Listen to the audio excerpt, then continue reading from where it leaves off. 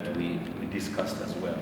You see, Israel has just opened up an office in Uganda. Uganda used to work with Israel in 1960s until Idi Amin came.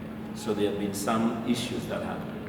But now we have attained a certain degree of peace and security, which secure these companies to start and operating. And I believe we're going to see them, many of them. But today in this world, people are now dealing with technology transfer. Instead of them moving into that country, they can come as a consultant, but they can help the grassroots people to develop and become better as they have. So we need education, we need exposure, we need training, and much more. I believe Africa is ready to usher in people who can as well as build companies that probably they can sell them to Israelis, or Israelis can sell us their companies. And we develop, because today innovation and business has gone to another level. So instead of going to a grassroots and build something, you can buy a startup and then work in hand or develop or merge what you have with other people. So I think Israel is here to stay. As you've seen, the ambassador has been to this church many, many times. And so it's now to take it from just a relationship into implementation, so that the people in the villages will feel the blessing that Israel has. What about a lot? On October 7th, Israel was attacked. And among the people who were shot point blank was a young man, a Tanzanian, who was a student and he was working, and they killed him, and Joshua, and his body is still with Hamas. Uganda has students. So the war in Holy Land, Israel, Hamas against Israel fighting, affects everyone. It's affecting. People thought it was only a problem of Israel and Hamas. Now we see Iran has been involved in. But when Israel was attacked on Saturday, many, many countries supported Israel for its defense. And Saudi Arabia, Bahrain, UAE, Jordan, and Egypt, all of them were busy fighting and shooting down the missiles that Iran was sending in. And so you realize sometimes because we don't know the history and we don't know what's going on, we think Israel is an enemy with everybody. But Israel has got a diplomatic relationship with Bahrain, with UAE, and with the developing one with Saudi Arabia. They've got a diplomatic relationship with Egypt. So, and all of them came to support Israel. And I think Iran realized, he said, hey, I thought I'm doing something good for everybody, but people have moved on. Because people are tired of war. People are tired of senseless killings. People want to develop their families, their home, they want to develop their countries, they want to go to another level. Why would you send 300 missiles to a country, to a tiny country, unless you want to destroy it and take it out of the way? So that's why Africa has a lesson to learn. We have a lesson to learn. We need to develop our systems that can defend us, because you never know who's going to hit you.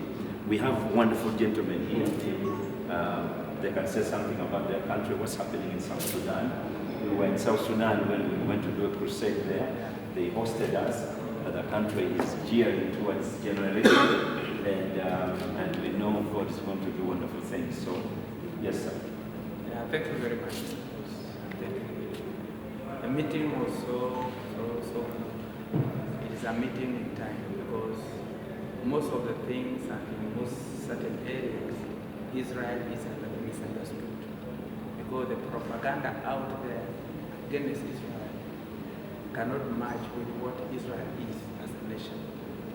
So we who are Christians and who we share faith in Israel, it was prudent that we have a discussion. Because as at now we are just a consuming nation.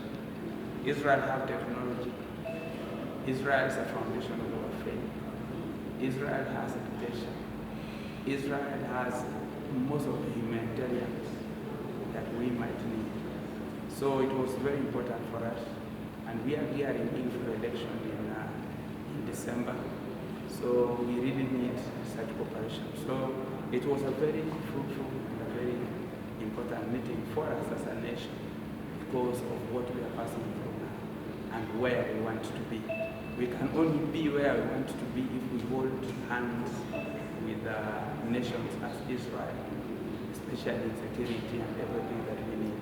So it was an important meeting. I really thank our father, Pastor Kayanja, for hosting such a real and eye-opener and a most important relation that is needed for such a time as this.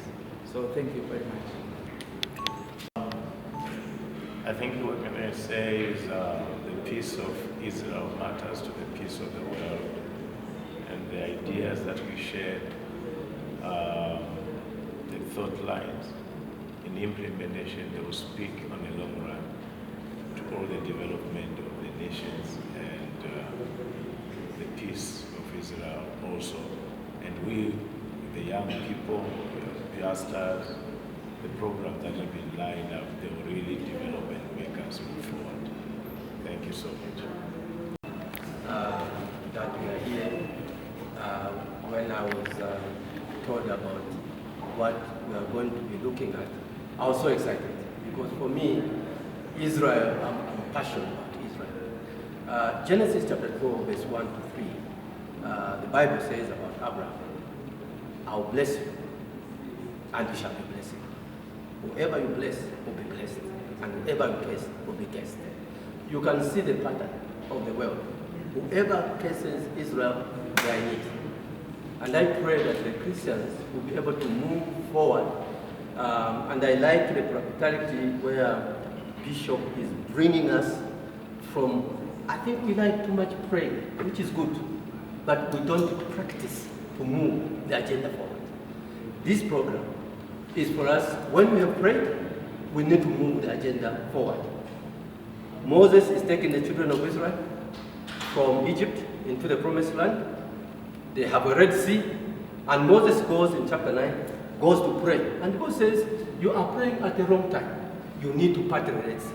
I think it's time to part the Red Sea. It's time to pray.